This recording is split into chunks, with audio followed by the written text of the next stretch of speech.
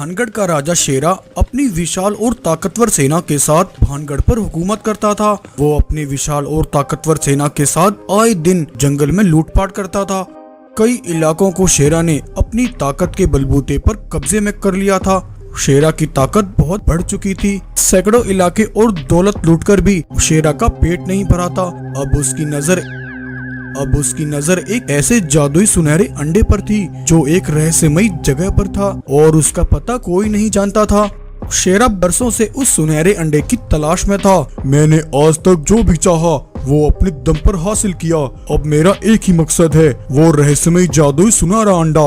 मैंने अपने पूर्वजों से सुना था उस सुनहरे अंडे के अंदर वो ताकतवर शक्तियां हैं जिन्हें अगर कोई एक बार हासिल कर ले उसकी ताकत और शौहरत के आगे फिर कोई नहीं टिक सकता। उन शक्तियों को हासिल करने वाला इस दुनिया पर राज करता है और उस जादुई सुनहरे अंडे को इस धरती पर हासिल करने वाला सिर्फ एक ही है और वो है मैं। हा हा हा हा हा हा हा हा हा हा हा हा। उधर भानगढ़ के पश्चिम दिशा में बसने वाले राजा रुद्र के यहाँ दावत की तैयारियां चल रही थी। रुद्र के सारे सिपाही तैयारियों में लगे। तभी रुद्र ने एक सिपाही को अपने पास बुलाया। आज हमारा इकलौता पुत्र 10 वर्ष का हो गया है। इस खुशी के अवसर पर हम एक विशाल दावत का आयोजन कर रहे हैं। तुम आसपास के सभी राजाओं को हमारे बेटे के जन्मदिन की दावत में आने का न्योता दो। और हाँ, याद रहे उस राजघराने के दुश्मन शेरा को न्योता नहीं पहुँचना चाहिए। रुद्र शेरा के जुल्म और अत्याचारों की वजह से उससे नफरत करता था। उसने जैसे तैसे अपने जंगल को शेरा की नजरों से बचा कर रखा हुआ था। रुद्रा के आमंत्रण पर आसपास के सभी जंगलों के राजा दावत में हिस्सा लेते हैं। रुद्र के सभी मेहमान और जंगल के जानवर मजे से दावत का आनंद लेते हैं। लेकिन तभी अचानक आसमान में घने काले बादल आ जाते हैं और तेज तूफान के साथ मूसलाधार बारिश होने लगती है। ये अचानक इस मौसम को क्या हुआ? रुद्र महाराज, ऐसा लगता है मानो कोई बड़ा तूफान आने वाला हो। सब मेरी बात ध्यान से सुनो, जल्दी से खेमे के अंदर चलो, तूफान बहुत तेज है। रुद्र अपने सभी मेहमानों को खेमे के अंदर ले गया। काफी वक्त बीत गया लेकिन बारिश रुकने का नाम नहीं ले रही थी। लगातार हो रही तेज मूसलाधार बारिश से नदियों और समुद्र का पानी उफान मारने लगता है और देखते ही देखते रुद्रा के जंगल में बाढ़ आ जाती है। ये देख रुद्रा अपने सिपाहियों से कहता है, सिपाहियों, तुम सभी जानवरों और मेहमानों को लेकर पहाड़ी पर पहुंचो। अब हमारा इस समय यहाँ रुकना खतरे से खाली नहीं है। तब तक मैं इस बाढ़ को रोकने का कोई उपाय सोचता हूँ। रुद्रा पहाड़ी से नदी के पानी के बहाव को देखता है लेकिन वो चाहकर भी नदी के उस पानी को जंगल में आने से रोक नहीं पाता। लेकिन तभी रुद्रा को कुछ आवाजें सुनाई देती हैं। रुद्रा ने जब आगे चलकर देखा, एक विशाल जलपरी घायल अवस्था में जमीन पर पड़ी थी। रुद्रा ये देखकर तुरंत जलपरी के पास गया। अरे, ये तो कोई जलपरी है। इसके शरीर से तो बहुत खून बह रहा है। इसे यहाँ छोड़ दिया तो ये सुबह तक जिंदा नहीं बच पाएगी।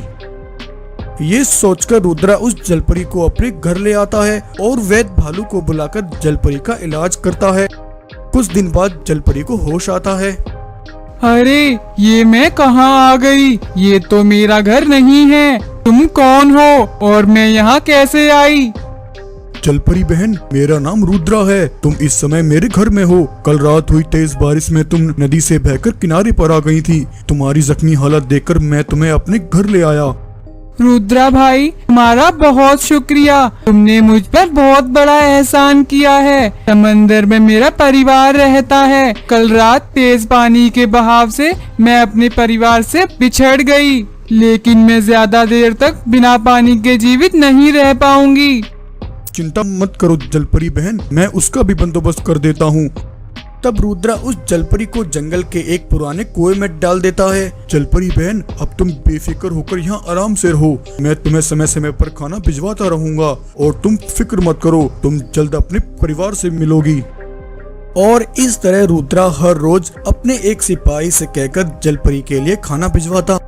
एक दिन रुद्रा जलपरी के लिए खुद खाना लेकर आया। उस दिन रुद्रा कुछ परेशान सा था। क्या हुआ रुद्रा? आज तुम बहुत परेशान लग रहे हो। नहीं नहीं जलपरी बहन, ऐसी कोई बात नहीं है। दरअसल जंगल में हुई तेज बारिश से किसानों की फसलें बर्बाद हो गई हैं, जिसके कारण जंगल में खाने की कमी हो गई है। मैं तो राजा होने के कारण अपना पेट भर लेता हूँ, लेकिन मेरी प्रजा इस समय एक मुश्किल दौर से गुजर रही है। तब ये सुनकर जलपरी ने अपनी जादुई शक्तियों से वहाँ ढेर सारा भोजन प्रकट करती है। रुद्रा ये देखकर बहुत खुश हुआ और उसने वो भोजन जंगल के जानवरों में बांट दिया। ऐसे ही एक दिन जलपरी रुद्रा को ढेर सारा भोजन बनाकर दे रही थी, लेकिन उस दिन जलपरी को ऐसा करते शेरा का एक सिपाही देख लेता है। ये देख उसकी आंखें फटी की फटी रह गईं।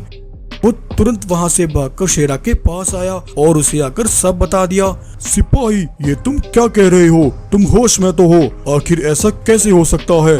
हाँ सरदार, मैं सच कह रहा हूँ। मैंने अपनी आंखों से ये सब देखा है। वो जलपरी कोई साधारण जलपरी नहीं है। उससे जो मांगो वो अपनी शक्तियों से तुरंत प्रकट करती है। मैंने अपने इतिहास में आज तक ऐसी जलपरी का नाम नहीं सुना। हो ना हो, उसके पीछे जरूर कोई बड़ा राज है। तभी शेरा को उस सुनहरे जादुई अंडे का ख्याल आता है। अगर उस जलपरी के अंदर ऐसी अद्भुत शक्तियाँ हैं, तो वो जरूर उस सुनहरे अंडे का भी पता जानती होगी।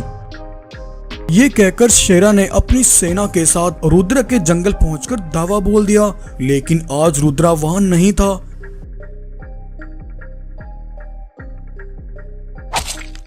शेरा ने वहां बहुत खून बहाया, सब कुछ उजाड़ कर रख दिया। शेरा रुद्र के सिपाहियों और उस जलपरी को बंदी बनाकर अपने साथ ले आया। अब मेरा मकसद जल्द कामयाब होगा। जलपरी, मेरी बात ध्यान से सुनो। अगर तू खुद को जिंदा देखना चाहती है तो मुझे सीधा सीधा बता, वो जादुई सुनहरा अंडा कहाँ रखा है। मुझे किसी भी कीमत पर वो जादुई अंडा चाहिए। जब तक तू मुझे उस अंडे तक पहुँचने का रास्ता नहीं बताती, तब तक तू इसी तरह यहाँ बिना पानी और खाने के कैद रहेगी। उधर जब रुद्रा को ये बात पता चली तो वो रात के समय सबसे छिपकर अपने सिपाहियों के पास आया। सिपाहियों, तुम सब ठीक तो हो? ये सब कैसे हुआ? महाराज, हम सब ठीक हैं। शेरा ने अचानक हमारे जंगल पर हमला किया और हम सबको बंदी बनाकर वो यहाँ ले आया। वो जलपरी कहाँ है? मैंने उसे हर जगह तलाश किया। महाराज, शेरा ने उस जलपरी को अपने पास बंदी बनाकर रखा है। वो उस पर बहुत जुल्म कर रहा है। आप जल्दी से कुछ कीजिए महाराज। तब रुद्रा शेरा के सिपाहियों से बचकर जलपरी के पास आया। रुद्रा, इसका बस एक ही हल है। तुम्हें शेरा से पहले उस सुनहरे अंडे को हासिल करना होगा। उसकी शक्तियाँ ही हमें और तुम्हारे इस जंगल को बचा सकती हैं। ये कहकर जलपरी ने रुद्रा को उस अंडे तक पहुंचने का रास्ता बताया और रुद्रा एक लंबी यात्रा करके उस सुनहरे अंडे तक पहुंचा। हे सुनहरे अंडे, मेरा जंगल इस समय बहुत बड़ी मुसीबत में है। तू मुझे ऐसी शक्तियाँ दे जिससे मैं अपने दुश्मन को खत्म कर सकूं। तभी उस सुनहरे अंडे से एक तेज रोशनी निकली और वो रुद्रा के अंदर समा गई। और फिर रुद्रा भागता हुआ शेरा के पास पहुंचा और उसने अपनी शक्तियों से उसने शेरा पर आक्रमण कर दिया और देखते ही देखते शेरा और उसके सारे सिपाहियों को रुद्रा ने मौत की नींद सुला दिया और फिर सब कुछ ठीक हो गया। रुद्रा ने जलपरी को आजाद कराकर उसे समंदर में छोड़ दिया। जलपरी ने रुद्रा के एहसान के बदले उसके जंगल को फिर से हरा भरा कर दिया। तो ये कहानी आपको कैसी लगी? अगर कहानी पसंद आई हो तो वीडियो को लाइक करें और ऐसे ही मजेदार कहानियां देखने के लिए चैनल को सब्सक्राइब करें। जैसा कि हमने इस कहानी के पहले भाग में देखा, एक तरफ मानसिंह के मरते ही राधा और रघु बेसहारा हो जाते हैं और दूसरी तरफ सोने की चोरी के जुर्म में बेकसूर वीरभान मारा जाता है। शिवा अपने पिता वीरभान के माथे पर लगा गद्दारी का कलंक मिटाने के लिए अपने जंगल को हमेशा के लिए छोड़ देता है। अब समय के साथ 10 वर्ष बीत जाते हैं। एक तरफ रघु और दूसरी तरफ शिवा, दोनों भाई बड़े हो जाते हैं। जहां एक तरफ रघु अपनी मां रश्मि के साथ खेतों में मेहनत मजदूरी करके अपना गुजारा करने लगता है। शिवा अपनी बहादुरी, जज्बे और ताकत के चलते गरीब और मजलूम जानवरों का मसीहा बन जाता है। जालिम और अत्याचारी लुटेरे जब आने जाने वाले मासूम जानवरों का सामान लूट लिया करते थे, तब शिवा एक तूफान की तरह उन मजलूमों को बचाने के लिए जालिमों पर टूट पड़ता और उन्हें भागने पर मजबूर कर देता। एक बार रणधीर बाग की पनाह में पलने वाला डाकू चीता जालिम सिंह मासूम जानवरों पर हमला करके उनका सामान लूटने लगता है। तब शिवा एक गरजते तूफान की तरह उन लुटेरों चीतों को एक एक करके मार डालता है। शिवा जालिम सिंह को मारने ही वाला था कि तभी रणधीर अपने सिपाहियों के साथ आकर उसका रास्ता रोक लेता है। रुक जाओ, ये तुमने क्या तमाशा लगा रखा है? रणधीर, इसने मासूम जानवरों का सामान लूटा है और कई जानवरों को बेरहमी से मार डाला है। इसने जो भी किया है अब ये मेरी हिरासत में है, इसका फैसला मैं करूंगा। ये तुम्हारी हिरासत में कितने दिन तक रहेगा ये तुम भी जानते हो और मैं भी जानता हूँ, लेकिन याद रखना जिस दिन तुमने इसे आजाद किया उस दिन ये मुझे अपने सामने खड़ा पाएगा। रणधीर, तुम्हारे पास केवल 15 दिन है। 15 दिन के अंदर मैं अपने पिता की बेगुनाही सबके सामने साबित करूंगा और अपने पिता के हत्यारे उन गुनहगारों को उनके अंजाम तक पहुंचाऊंगा। उधर दूसरी तरफ कांचा आज पूरे 10 सालों बाद अपने छुपाए सोने को देखने उस गुफा तक आता है। कांचा अपने सोने को देखकर बहुत खुश होता है। शुक्र है मेरा छुपाया सोना आज भी गुफा में सही सलामत मौजूद है। सरदार, हमें जल्द इस सोने को लेकर शहर जाना होगा। सुना है यहाँ आसपास के जंगलों में मासूम और गरीबों का मसीहा शिवा नाम का एक शेर रहता है। उसने हम लुटेरों की नाक में दम कर रखा है। उसके रहते हम उसकी आंखों से बचकर ये काम कैसे कर पाएंगे सरदार? सिपाहियों, मेरे होते हुए तुम्हें उस शिवा से डरने की कोई जरूरत नहीं है। तभी इतने में जंगल में तूफान शुरू हो जाता है। बिजली की तरह गरजता शिवा कांचा की ओर तेजी से बढ़ता है और उसके सारे सिपाहियों को मौत की नींद सुला देता है। शिवा की ताकत देख कांचा अपनी जान बचाने के लिए वहाँ से भागता है। कांचा जंगल आकर सभी जानवरों को इकट्ठा करता है और एक ऐलान करता है, सभी मेरी बात ध्यान से सुनो। जिस मसीहा शिवा की आड़ में तुम सब खुद को महफूज समझ रहे थे, तुम्हारे उस मसीहा शिवा को मैंने हमेशा के लिए खामोश कर दिया है। मेरी बात कान खोल के सुनो, कल तक ये जंगल खाली हो जाना चाहिए वरना तुम सबकी यहाँ लाशें बिछा दूंगा। उधर जंगल की नील नदी पर एक गाय पानी पी रही थी। तभी पानी पीते उसी नदी के अंदर एक लाश बहती नजर आती है। पानी में बहती वो लाश शिवा की थी। हे भगवान, ये तो हमारे जंगल में रहने वाली रश्मि बहन का बेटा रघु है। बेचारी रश्मि भूखी प्यासी कई दिनों से अपने बेटे का इंतजार कर रही है।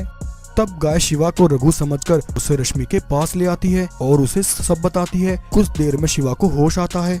ये मैं कहाँ आ गया? तुम कौन हो और मुझे यहाँ कौन लेकर आया? मैं इस समय कहाँ हूँ? बेटा, ये तुम क्या कह रहे हो? मैं तुम्हारी माँ हूँ। तुम्हें क्या हुआ है? तुम नदी में बहकर किनारे आ गए थे। भला हो इस गाय का, ये तुम्हें यहाँ लेकर आ गई। शिवा उस शेरनी की बात सुनकर हैरान हो जाता है। लगता है इन्हें कोई गलतफहमी हुई है, ये मुझे कोई और समझ रही हैं।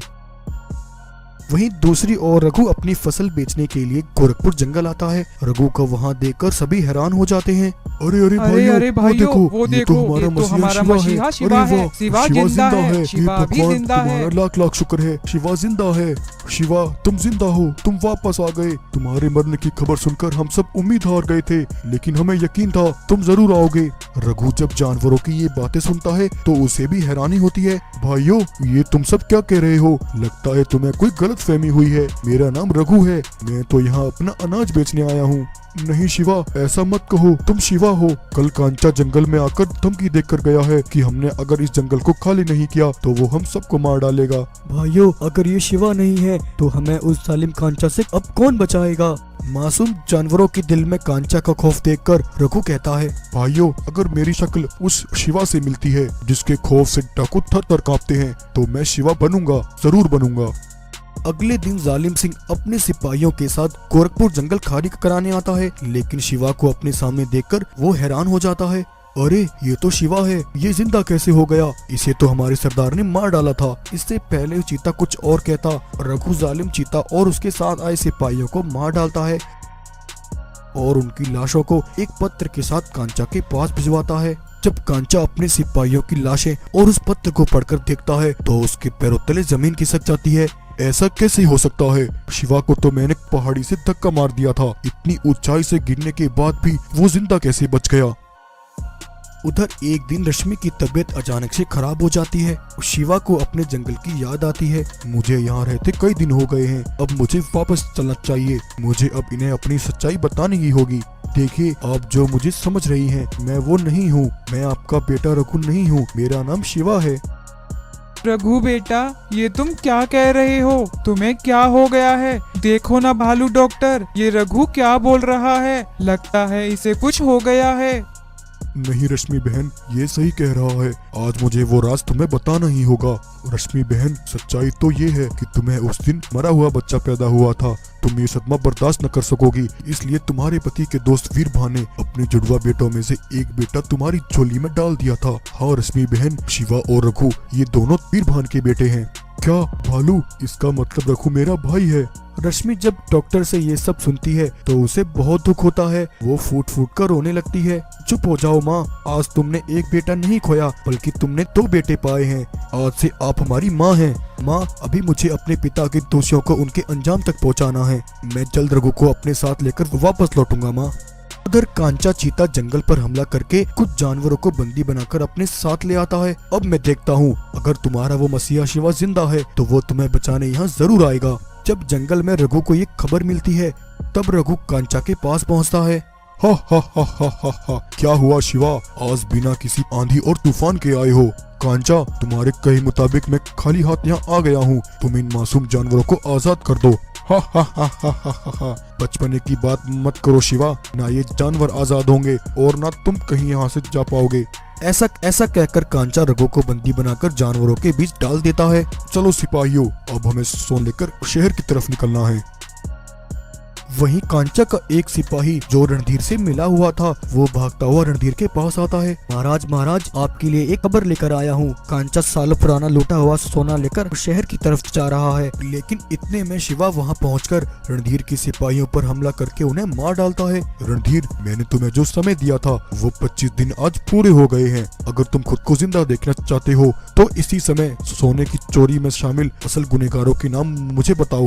शिवा, मुझे छोड़ दो शिवा, मैं तुम्हें सब बताता हूँ। तब रणधीर बाघ शिवा को सारी बात बताता है कि उसके पिता वीरभान बिल्कुल निर्दोष थे। सोने की चोरी में उसका और कांचा चीता का हाथ है। असली गुनहगार रणधीर बाघ और कांचा थे। शिवा रणधीर की ये सारी बातें एक कैमरे में रिकॉर्ड कर लेता है और फिर रणधीर पर हमला करके उसे मार डालता है।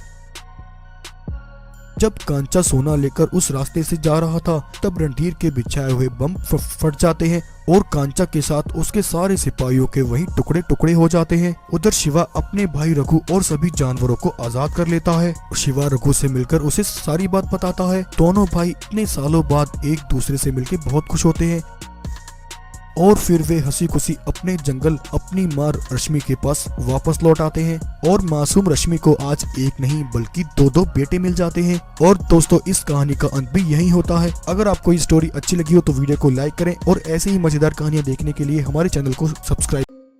आज से 2 साल पहले रघु शेर सिम्बा नाम के इस छोटे से चीता के बच्चे को लेकर इस जंगल में आया था और तब से वो यहाँ रहकर इस बच्चे की देखभाल करके उसका पालन पोषण कर रहा है। बेटा सिम्बा, तुम खुद को कभी अनाथ मत समझना। अब से तुम मेरे बेटे हो। दुनिया भले ही तुम्हें नफरत की नजरों से देखे, लेकिन मैंने तुम्हारी माँ को जो वचन दिया है, मरते दम तक मैं उस वचन को निभाऊंगा।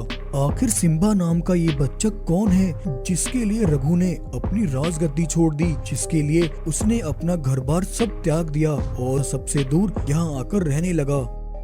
दरअसल ये बात 2 साल पहले की है। रघु के पिता महाराज रुद्रा जो मांडवा जंगल के महाराज थे, पिछले 25 वर्षों से मांडवा जंगल को संभालते आ रहे थे। सालों से मांडवा जंगल अपनी सुख समृद्धि और खुशहाली के लिए मशहूर था। मांडवा में हर एक जानवर अपने परिवार के साथ बड़ी खुशी से अपना जीवन जीता और सब एक साथ मिलजुल कर रहा करते थे और हर कोई एक दूसरे के कामों में हाथ बटाया करता था। वहाँ रहने वाली एक बूढ़ी मादा भालू हर रोज बच्चों को एक वीर योद्धा की कहानी सुनाती। वो जिसके आते ही जंगल के बाग दहाड़ने लगते हैं, आसमान में बादल जिसकी दहाड़ से गरज उठते हैं, वो है एक ऐसा वीर बहादुर योद्धा। गरीबों का वो है मसीहा और जालिमों का वो है विनाशक। वो था रुद्रा महाराज का इकलौता बेटा रघु, अपनी बहादुरी के लिए जिसने मांडवा में अपना नाम कायम किए हुए था। जिसकी बहादुरी और जज्बे को देखते हुए रुद्र महाराज ने रघु को मांडवा की जिम्मेदारी सौंपी थी। उधर खतरनाक दरिंदे जानवरों का एक बड़ा दस्ता लिए कांचा बाघ मांडवा जंगल पर अपना कब्जा करने के लिए उसकी ओर बढ़ रहा था। उसने मांडवा की सीमा के बाहर ही अपने सिपाहियों के साथ डेरा डाल लिया और वहीं से वो मांडवा पर हमले की तैयारी करने लगा।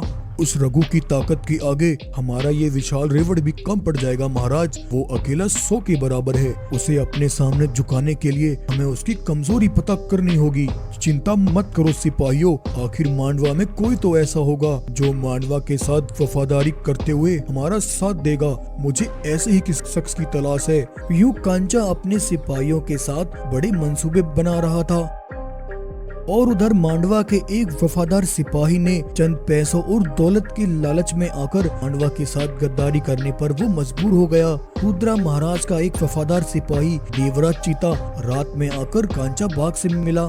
देवरा, वफादारी की तो सीमा लांग कर तुम मेरे पास आए हो। तुम्हारा ये फैसला तुम्हें माला माल कर देगा। मैं जानता हूँ मांडवा का एक एक सिपाही रघु के प्रति वफादार है और वो उसके लिए अपनी जान भी दे देंगे। रघु को कमजोर करने के लिए मुझे उसकी रीढ़ की हड्डी, उसके एक एक वफादार सिपाही को खत्म करना होगा। तुम्हें कैसे भी करके मांडवा के वफादार सिपाहियों को अपनी बातों में उलझाकर काली पहाड़ी के पीछे वाले जंगल में लेकर आना है। उसके बाद मैं सब संभाल लूंगा।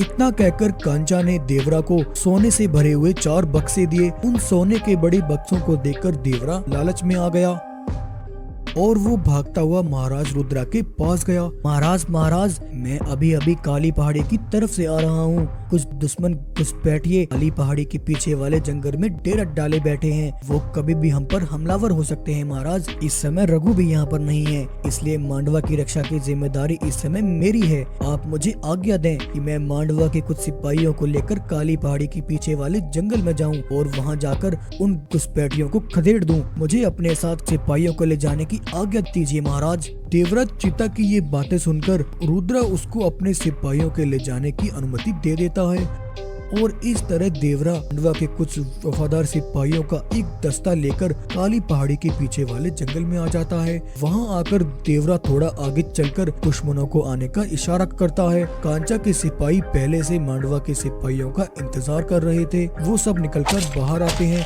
और मांडवा के सिपाहियों पर हमला कर देते हैं। देखते ही देखते जंगल में घमासान लड़ाई शुरू हो जाती है और कांचा के सिपाही एक एक करके बड़ी बेरहमी के साथ मांडवा के सारे सिपाहियों को मौत घाट उतार देते हैं। मांडवा के सिपाहियों को मौत के हवाले करके देवरा चीता महाराज रुद्रा के पास आता है। महाराज, हमारे सारे सिपाही काली पहाड़ी के पीछे वाले जंगल में पहुंच गए हैं और वो सब अच्छे से युद्ध का अभ्यास कर रहे हैं। अगर आप इजाजत दें तो मैं कुछ और सिपाहियों को अपने साथ ले जाना चाहता हूँ। ये कहकर देवरा रुद्रा के कुछ और सिपाहियों को अपने साथ ले जाता है और उन सबको जंगल में लाकर मौत के हवाले कर देता है। वहीं जंगल में हो रही इस खूनरेजी को एक चील आसमान से उड़कर देख रही थी। चील उड़कर रघु के पास आती है और उसने जंगल में जो भी देखा वो सब रघु को बताती है और इस तरह यूं रघु ने मादा चीता को दिया हुआ अपना वचन निभाने के लिए उसने अपने जंगल को हमेशा के लिए छोड़ और कांचा के सिपाहियों को हमला करने का इशारा करता है। लेकिन आज रघु अपने साथ कुछ सिपाहियों को लेकर कांचा के सिपाहियों पर हमला कर देता है और आज रघु और उसके सिपाही मिलकर कांचा के सिपाहियों को खून में नहला देते हैं। रघु देवराज चीता को बंदी बना लेता है और उसे बंदी बनाकर महाराज के पास लेकर आता है। देवरा ने मांडवा के साथ गद्दारी की है। इसकी गद्दारी की वजह से मैंने अपने कई वफादार सिपाहियों को और कई बहादुर माताओं ने अपने बेटों को खो दिया। इसकी सजा का निर्णय सिर्फ मांडवा की जनता ही तय करेगी। महाराज, इसने हम सबके साथ गद्दारी की है। ये गद्दार है और गद्दार की सजा सिर्फ मौत है। हाँ महाराज, इसकी सजा सिर्फ मौत है। इसे जीने का कोई हक नहीं है। वहीं जानवरों की भीड़ में देवरा का परिवार भी मौजूद था। महाराज, इसे छोड़ दो, इसे माफ कर दो। मेरा बेटा अपने पिता के बिना नहीं रह पाएगा। इसे छोड़ दो महाराज। महाराज, मैं तो कहता हूँ इस देवरा के साथ इसकी पत्नी और बेटे को भी मौत के हवाले कर दिया जाए। आखिर इसकी गद्दारी में इसके परिवार ने भी इसका साथ दिया है। हाँ महाराज, इसकी पत्नी और बेटे को भी सजा मिलनी चाहिए। आप सब शांत हो जाइए। कोई भी देवरा की पत्नी और बेटे को कुछ नहीं करेगा। ये दोनों बेकसूर हैं। गद्दारी सिर्फ देवरा ने की है और सजा भी सिर्फ देवरा को ही मिलेगी। महाराज, अगर ऐसी बात है तो इस देवरा का परिवार हमारे साथ मांडवा में नहीं रह सकता। इसे मांडवा से बाहर कर दो। इसी बीच रघु सबकी बातें सुनकर गद्दार देवरा को लकड़ियों से बांधकर उसे आग के हवाले कर देता है। ये देख देवरा की पत्नी मादा चीता भागती हुई रघु के सामने आती है। रघु, मुझसे वादा करो, तुम मेरे बेटे का ख्याल रखोगे, इसे कभी भी हमारी कमी महसूस नहीं होने दोगे। वादा करो रघु। हाँ बहन, मैं तुमसे वादा करता हूँ, मैं तुम्हारे बेटे को अपने बेटे की तरह पालूंगा। इतना कहकर मादा चीता भागती हुई खुद को उस आग के हवाले कर देती है और उस आग में कूदकर अपनी जान दे देती है। देवरा का बेटा सिम्बा अपने माता पिता की मौत देखकर उसका दिल आग से झुलस उठता है। महाराज, देवरा का ये बेटा कल को ये भी बड़ा होकर हमारे साथ गद्दारी करेगा। आखिर इसके अंदर भी गद्दार का खून दौड़ रहा है, इसलिए इसे इस जंगल से बाहर कर दिया जाए। ये हमारे साथ मांडवा में नहीं रह सकता। रघु, मांडवा के जानवर सही कह रहे हैं, तुम इसे इसी समय जंगल में छोड़ाओ। नहीं पिताजी, अगर ऐसी बात है तो मैं भी सिम्बा के साथ जाऊंगा, क्योंकि मैंने इसकी माँ को वचन दिया है, मैं मरते दम तक इसकी रक्षा करूंगा। और इस तरह यूं रघु ने मादा चीता को दिया हुआ अपना वचन निभाने के लिए उसने अपने जंगल को हमेशा के लिए छोड़ दिया और सिम्बा के साथ एक दूसरे जंगल में आकर रहने लगा।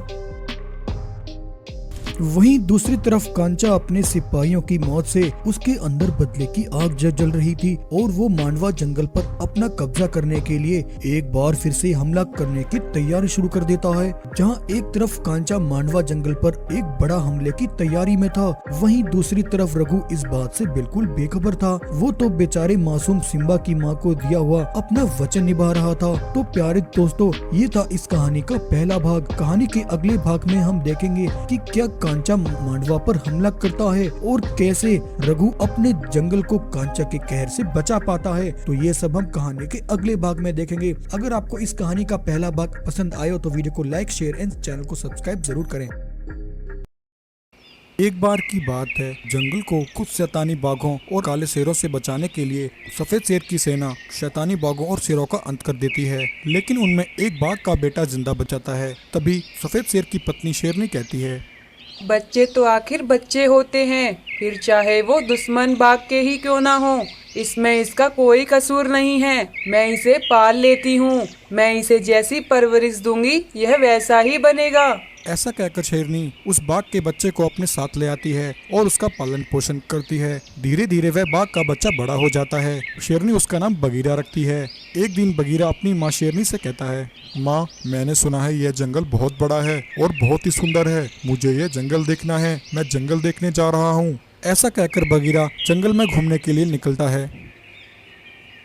अभी उस जंगल में एक मैजिक जादुई दरवाजा प्रकट होता है और उस मैजिक दरवाजे में से कुछ शैतानी रंगीन बाघ निकल कर आते हैं और बगीरा को देखकर कहते हैं, अरे भाइयों, ये बाघ कौन है? यह तो हमारी ही बिरादरी का लगता है, लेकिन इसमें से तो शेरनी की गंध आ रही है। लगता है यह बाघ इसी जंगल में रहता है। इसका सहारा लेकर हम उन सफेद शेरों को जिन्होंने हमारे साथियों को मारा है उन सबको तबाह कर देंगे और उनके इस जंगल पर कब्जा कर लेंगे। ऐसा कहकर वे सभी शैतानी बाघ गाय का रूप धारण कर लेते हैं और बगीरा से कहते हैं, आओ बगीरा आओ, हम तुम्हारा ही इंतजार कर रहे थे। हमें पता है तुम शेरनी के बेटे हो, हम तुम्हारा अच्छे से ख्याल रखेंगे। तभी वह गाय वहाँ कुछ फल प्रकट करती है। बगीरा, तुम जंगल में घूमकर थक गए होगे, यह लो थोड़े फल खा लो, इसे खाकर तुम्हारी थकान मिट जाएगी। फल देखकर बगीरा बहुत खुश हो जाता है और कहता है, अरे गाय बहन, तुम्हारा बहुत शुक्रिया, ये फल तो बहुत ही अच्छे हैं, लेकिन मुझे अभी भूख नहीं है। मैं यह फल अपने घर ले जाता हूँ और अपनी माँ को भी खिलाऊंगा। हाँ बेटा, क्यों नहीं, तुम ये फल सबको खिलाओ। बगीरा के वहाँ से जाने के बाद एक बाघ कहता है, अरे भाई, तुमने तो इस बाघ को ऐसे ही छोड़ दिया और इसे खाने के लिए फल भी दिए, तुमने ऐसा क्यों किया? सुनो मेरे साथियों, इस बगीरा का सहारा लेकर हम अपने साथियों की मौत का बदला उन सभी सफेद शेरों से लेंगे। वह फल जो मैंने बगीरा को दिए हैं वे सभी जादुई फल हैं, उन्हें खाकर वे सभी मेरे बस में हो जाएंगे और खुद ब खुद हमारे पास चलकर आ जाएंगे। फिर हम आसानी से उन सभी को मारकर उनके इस जंगल पर आसानी से कब्जा कर सकते हैं। उधर बगीरा फल लेकर जंगल में जा रहा होता है। तभी उसे रास्ते में कुछ सफेद शेर मिलते हैं। अरे बगीरा बेटा, तुम यह फल लेकर कहाँ जा रहे हो? हमें भी भूख लगी है, हमें भी थोड़े से फल देते जाओ। बगीरा कहता है, हाँ शेर महाराज, क्यों नहीं, ये फल तो मैं तुम सबके लिए ही लेकर आया हूँ। इतना कहकर वे सभी सफेद शेर बगीरा से फल लेकर उन सभी फलों को खा लेते हैं। सफेद शेरों को फल खिलाकर बगीरा अपनी माँ के पास आ जाता है। बगीरा के पास एक फल देखकर शेरनी कहती है, बगीरा, तुम तो जंगल में घूमने गए थे, तो ये फल कहाँ से ले आए? तब बगीरा अपनी माँ शेरनी को सारी बात बताता है कि उसे जंगल में घूमते हुए कुछ गाय मिली थी। उस गाय ने ही बगीरा को ये फल खाने को दिए हैं। माँ, वह गाय बहुत ही अच्छी थी, उन्होंने मुझे ढेर सारे फल दिए थे और कहा था कि मैं जाकर ये फल सबको खिलाऊं। रास्ते में आते हुए मैंने कुछ शेरों को ये फल खिला दिए, अब सिर्फ एक फल बचा है। माँ, चलो हम दोनों इसे आधा आधा खा लेते हैं। बगीरा की बात सुनकर शेरनी हैरान हो जाती है और मन ही मन सोचती है, ऐसा कैसे हो सकता है? एक गाय पेड़ पर से फल कैसे तोड़ सकती है? दाल में कुछ काला है। मुझे तो यह कोई षड्यंत्र लग रहा है, इसका पता लगाना होगा। वहीं दूसरी तरफ सफेद शेर जिन्होंने वे फल खाए थे, फल खाकर वे सभी सफेद शेर हिप्नोटाइज हो जाते हैं और शैतानी बागों की दुनिया की ओर निकल पड़ते हैं। शैतानी बाग उन सभी सफेद शेरों को कैद कर लेते हैं और उन्हें अपने साथ अपनी शैतानी दुनिया में ले जाते हैं। वहीं यह सब होते हुए एक भालू देख रहा होता है। भालू यह देखकर हैरान हो जाता है और तुरंत भागकर शेरनी के पास आता है और कहता है, शेरनी बहन, बगीरा ने जो फल सफेद शेरों को खिलाए थे, उन्हें खाकर वे सभी सफेद शेर अचानक से किसी के वश में हो गए। कुछ शैतानी बाग सफेद शेरों को कैद करके उन्हें अपनी दुनिया में ले गए हैं। यह सुनकर शेरनी कहती है, भालू, जिस बात का मुझे डर था वही हुआ, चलो चलकर देखते हैं। शेरनी भालू और अपने बेटे बगीरा को लेकर उन शैतानी बागों की दुनिया में आ जाती है। शेरनी छिपकर देखती है कि उन सभी शैतानी बागों ने सफेद शेरों को पिंजरे में कैद कर रखा है। तभी शेरनी कहती है, बगीरा, यह देखो, तुमने जो फल सफेद शेरों को खिलाए थे वे सभी फल जादुई फल थे। उन्हें खाकर सफेद शेर हिप्नोटाइज हो गए। बगीरा, तुमने जाने अनजाने में बहुत बड़ी गलती कर दी। हमें कैसे भी करके सफेद शेरों को बचाना होगा। यह सभी हमारे जंगल के रक्षक हैं। अगर ये ही नहीं रहेंगे तो हमारी जंगल की रक्षा कौन करेगा? यह सुनकर बगीरा कहता है, माँ, मैंने जो आज जाने अनजाने में गलती की है, मैं उस गलती को ठीक करूँगा। मैं सफ़ेद शेरों को आज़ाद कराने में आपकी मदद करूँगा। माँ, मैं फल लेने के बहाने उन शैतानी बागों के पास जाता हूँ और उन सभी का ध्यान भटकाता हूँ। तब तक आप जाकर सफ़ेद शेरों को आज़ाद कर देना। ऐसा कहकर बगीरा उन शैतानी बागों को आवाज़ लगाता है, अरे बाग भाइयों सुनो, कहाँ हो तुम? जल्दी आओ, मुझे मीठे मीठे फल चाहिए। बगीरा की आवाज़ सुनकर सभी शैतानी बाग उसकी तरफ भागते हैं। तभी मौका मिलते ही भालू और शेरनी पीछे से उन सभी सफेद शेरों को आज़ाद कर देते हैं और उन्हें सारी बात बताते हैं। उधर वे सभी शैतानी बाग बगीरा को वहां देखकर हैरान हो जाते हैं। अरे यह बगीरा यहाँ कहाँ से आ गया? इसे यहाँ का रास्ता किसने बताया? तभी इतने में सफेद शेर वहाँ पहुँचते हैं। सफेद शेरों को आज़ाद देखकर शैतानी बाग हैरान हो जाते हैं। फिर क्या था, सफेद शेर मिलकर एक साथ उन सभी शैतानी रंगीन बागों पर हमला करते हैं और उन सबको एक एक करके मार डालते हैं। एक बार एक जंगल में 3 रंगीन शेर रहते थे। वह तीनों शेर बहुत दयालु और होशियार थे। वह तीनों हमेशा एक दूसरे का साथ दिया करते थे और जंगल में रहकर जंगल की देखरेख कर रहे थे। वहीं पास के एक दूसरे जंगल में एक बहुत ही खतरनाक दुष्ट लालची बाघ रहता था। वह बाघ बड़ा जालिम था। वह किसी न किसी तरह उन तीनों रंगीन शेरों को मारकर उनके जंगल पर राज करना चाहता था। एक दिन उन रंगीन शेरों के जंगल में अचानक से एक सफेद शेर घुस आता है। वह शेर बहुत ही खूंखार और खतरनाक था। वहां आते ही वह जंगल में तबाही मचाना शुरू कर देता है और उसने जानवरों को मारना शुरू कर दिया। तब जंगल के कुछ जानवर मिलकर अपने जंगल के राजा उन तीनों रंगीन शेरों के पास आकर उन्हें उस खतरनाक सफेद शेर के बारे में बताते हैं। तब पीला शेर कहता है, अरे भाइयों, यह तुम क्या कह रहे हो? हमारे जंगल में एक खतरनाक सफेद शेर घुस आया है। मुझे तो विश्वास ही नहीं हो रहा कि एक शेर हमारे जंगल में आकर हमारे जानवरों को मार सकता है। खैर भाइयों, तुम्हें डरने की कोई जरूरत नहीं है। तुम सब बेफिक्र होकर जंगल में रहो, हम तीनों उसे अभी देखते हैं। तब तीनों रंगीन शेर उस खतरनाक सफेद शेर को देखने जंगल में निकल जाते हैं और थोड़ा चलकर उन्हें वह सफेद शेर दिख जाता है। तभी गुलाबी शेर कहता है, अरे भाइयों, यह शेर तो बड़ा ही खतरनाक लगता है। शायद यह किसी दूसरे जंगल से आया है भाई। हाँ भाई, तुम सही कह रहे हो। यह शेर तो मुझे भी बड़ा खूंखार और गुस्से में लग रहा है, परंतु भाई अभी हमें थोड़ा होशियारी से काम लेना होगा। हमें अभी यहाँ से जाना होगा और फिर इस खतरनाक शेर से छुटकारा पाने का कोई और उपाय सोचना होगा। हाँ भाई, चलो चलो यहाँ से चलते हैं। तब वह तीनों रंगीन शेर वहाँ से वापस आ जाते हैं। रास्ते में आते हुए वह तीनों रंगीन शेर उस सफेद शेर के बारे में ही सोच रहे थे। तभी चलते हुए रास्ते में उनके सामने एक जादुई रास्ता आ जाता है। उस रास्ते के सामने एक सफेद बाघ खड़ा होता है। वह सफेद बाघ उन तीनों रंगीन शेरों से कहता है, सुनो रंगीन शेरों, मैं तुम्हारी परेशानी का कारण जानता हूँ। तुम तीनों उस सफेद शेर के बारे में सोचकर ही परेशान हो ना? हाँ बाघ भाई, हम उस सफेद शेर को लेकर बहुत ही परेशान हैं। समझ नहीं आ रहा वह सफेद शेर अचानक से हमारे जंगल में कैसे आ गया और वह हमसे किस चीज का बदला ले रहा है। तब सफेद बाघ कहता है, मुझे सब पता है। तुम्हारे जंगल में जो कुछ हो रहा है उस सब के पीछे तुम्हारे जंगल में रहने वाला एक खतरनाक बाघ है।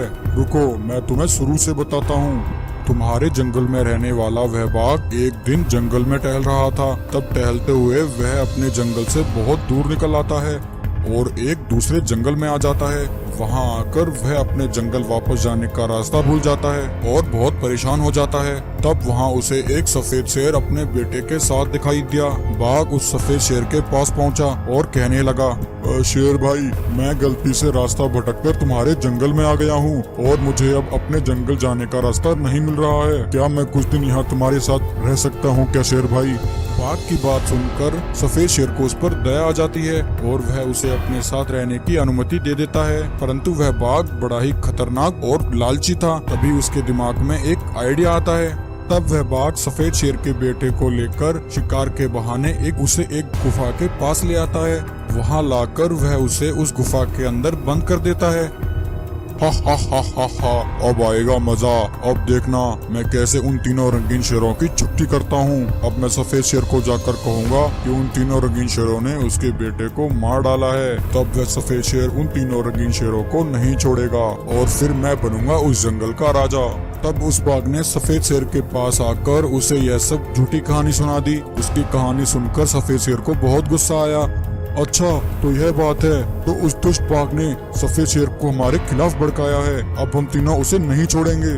तब वह तीनों रंगीन शेर उसी समय उस दुष्ट बाघ के पास आ जाते हैं और उस पर हमला करके उसे वहीं मार देते हैं। फिर तीनों रंगीन शेर सफेद शेर के बेटे को गुफा से आजाद कर लेते हैं और सफेद शेर को सारी बात बताते हैं। अपने बेटे को वापस पाकर सफेद शेर बहुत खुश होता है और फिर सफेद शेर खुशी खुशी उन तीनों रंगीन शेरों के साथ ही उनके जंगल में रहने लगता है। रात में घनी मूसलाधार बारिश के बीच एक बूढ़ा भालू पहाड़ियों के बीच रास्ते से गुजर रहा था।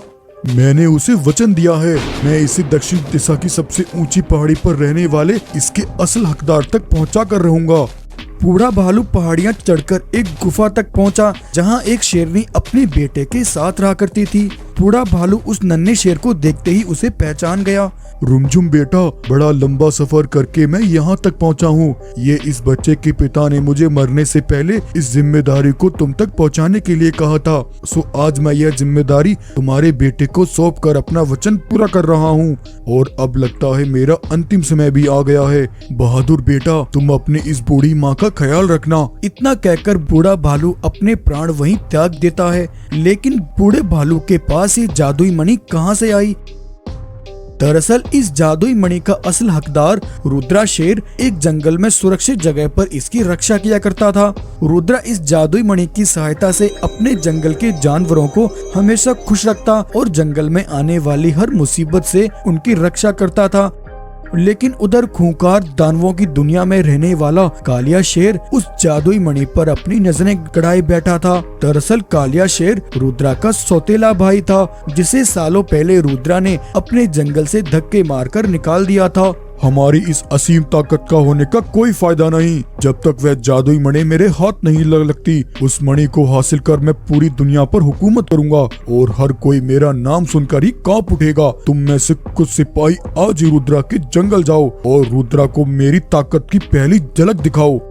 खूंखार दानवों का एक दस्ता रुद्रा के जंगल आया। वहां जाकर वे रुद्रा की गुफा की ओर बढ़ने लगे तभी जंगल के कुछ जानवरों ने सामने आकर उनका रास्ता रोका। कौन हो तुम सब और तुम्हारी हिम्मत कैसे हुई हमारे जंगल में दाखिल होने की? अगर तुम सबको अपनी जान प्यारी है तो हमारे रास्ते से हट जाओ, वरना एक एक को जलाकर राख कर देंगे। भाई, मुझे लगता है ये दोनों यहाँ हमारे महाराज रुद्र की जादुई मणि को चुराने आए हैं। कान खोल कर सुन लो दरिंदो, हमारे रहते तुम उस मणि तक कभी नहीं पहुँच सकते। ये सुनकर दानवों को बहुत गुस्सा आया और उन्होंने अपनी शक्तियों से मासूम जानवरों पर हमला कर दिया और अपने वार से कई जानवरों को खून में नहला दिया। वहीं खून से लथपथ एक गाय ने जाकर जब रुद्रा को इसकी खबर दी, तब रुद्रा अपनी मणि लेकर फौरन उन दरिंदों के पास पहुंचा और उनके सामने आकर अपना विशाल रूप लेकर अपनी मणि की शक्तियों से उन पर हमला किया। रुद्रा का विशाल रूप देखकर दानव वहां से भागने लगे। उनमें से कई दानव रुद्रा की मणि की शक्ति से जलकर राख हो गए और बाकी बचे दानव वापस कालिया शेर के पास लौटे। महाराज, जब तक वह मणि उस रुद्रा के पास है हम उसकी ताकत का सामना नहीं कर सकते। कोई बात नहीं सिपाहियों, जब ही सीधी उंगली से ना निकले तब उंगली टेढ़ी करनी पड़ती है। तुम सब मेरी बात ध्यान से सुनो। कालिया अपने सिपाहियों को अपनी अगली चाल के बारे में समझाता है। उधर रुद्रा की पत्नी रुमझुम शेरनी जो गर्भवती थी, उसे अचानक से प्रसव पीड़ा शुरू हो जाती है और कुछ ही देर में रुमझुम शेरनी एक नन्हे शेर को जन्म देती है। जहां एक तरफ रुद्रा अपने बेटे के जन्म से खुश था, वहीं उन दरिंदों से अपनी बीवी बच्चे की रक्षा की जिम्मेदारी ने उसे चिंता में डाल दिया। रुमझुम को पहाड़ी पर छोड़कर रुद्रा अपनी गुफा पर आया। उधर तभी रुद्रा का सौतेला भाई कालिया रुद्रा के पास आया। कालिया, तुम यहाँ क्या कर रहे हो? क्या तुम भूल गए कि तुम्हें इस जंगल से बेदखल कर दिया गया है? रुद्रा भाई, मैं जानता हूँ मैंने यहाँ आकर तुम्हारी नाफरमानी की है, लेकिन जब मैंने अपने भाई को मुसीबत में देखा तो मुझसे रहा न गया। मैं उन दरिंदों की ताकत से भली भांति परिचित हूँ। उन्होंने कई बार मुझको भी अपना निशाना बनाया, लेकिन अब मैं उनके वार का जवाब तुम्हारे साथ मिलकर उनसे लड़ कर दूंगा मेरे भाई। तभी सामने से एक मादा घोड़ा रुद्रा के पास आती है। रुद्रा भाई, मैंने सुना है तुम इस मणि से सबकी मदद करते हो। मेरे ऊपर एक बहुत बड़ी मुसीबत आई है। मेरे 2 छोटे बच्चे जंगल की नदी में आई तेज बाढ़ में फंस गए हैं। तुम भगवान के लिए उन्हें बचा लो, तुम्हारा बहुत एहसान होगा। तब रुद्रा उस मादा घोड़ा की बात सुनकर फौरन मणि के साथ उस जगह पर पहुंचता है जहां उसने देखा कि वाकई में मादा घोड़ा के 2 छोटे बच्चे पानी में डूब रहे थे। रुद्रा जैसे ही उन्हें पानी से निकालने उनके पास गया, तभी वे दोनों बच्चे दानव में बदल गए और उन्होंने रुद्रा पर हमला किया। रुद्रा पर जोरदार वार किए और रुद्रा को लहूलुहान कर दिया। खून से लथपथ रुद्रा ने एक ऊंची उड़ान भरी, लेकिन रुद्रा बहुत बुरी तरह घायल हो चुका था। थोड़ा दूर उड़ने के बाद उसके पंख डगमगाने लगे और वो सीधा नीचे जमीन पर एक जंगल में आ गिरा जहां एक बूढ़ा भालू रहता था। उसने वह जादुई मणि उस बूढ़े भालू को दी। भालू काका, मेरे साथ बहुत बड़ा धोखा हुआ है। जिस पर मैंने भरोसा किया उसी ने मेरी पीठ में खंजर घोंपा। ये मणि अगर उसके हाथ लगी तो वो सब बर्बाद कर देगा। दक्षिण दिशा की सबसे ऊंची पहाड़ी पर रहने वाला उस बहादुर माँ का बेटा ही इसका असल हकदार है। तुम ये मणि किसी तरह उस तक पहुँचा देना। बेटा, मैं तुमसे वादा करता हूँ मैं तुम्हारी ये जिम्मेदारी जरूर निभाऊंगा। और यूं इस तरह बूढ़े भालू ने वह मणि रुद्रा के बेटे बगीरा तक पहुंचाकर अपना वचन निभाया। अब रुमझुम शेरनी ने बगीरा को पाल पोस कर जवान किया। तब एक दिन रुमझुम ने बगीरा को जादुई मणि देते हुए कहा, बगीरा, अब तुम्हारा इस मणि को इस्तेमाल करने का वक्त आ गया है। तुम्हें उस जालिम को खत्म करके अपने पिता का बदला उससे लेना है और अपने जंगल को भी उसके चंगुल से आजाद कराना है बेटा। इतना कहकर रुमझुम ने बगीरा को सारी कहानी बताई। तब बगीरा ने एक विशाल रूप लिया। माँ, वो सब अब मेरे कहर से नहीं बच पाएंगे। माँ, तुम मेरी पीठ पर बैठ जाओ। आज मैं उन दरिंदों से अपने जंगल को आजाद कराऊंगा। तब बगीरा अपनी माँ को पीठ पर बिठाकर वहाँ से उड़ता है और अपनी माँ रुमझुम को लेकर अपने जंगल लौटता है जहाँ उसके जंगल पर उसके सौतेले चाचा कालिया ने कब्जा किया था। बगीरा ने उन दरिंदों को मार मार कर उनका कचूमर बना दिया और इस तरह आज बगीरा ने अपने पिता के हत्यारे से बदला लिया और अपने जंगल को फिर से हासिल करके उसे फिर से संभाल लिया। तो ये कहानी आपको कैसी लगी? अगर कहानी पसंद आई है तो वीडियो को लाइक एंड चैनल को सब्सक्राइब जरूर करें।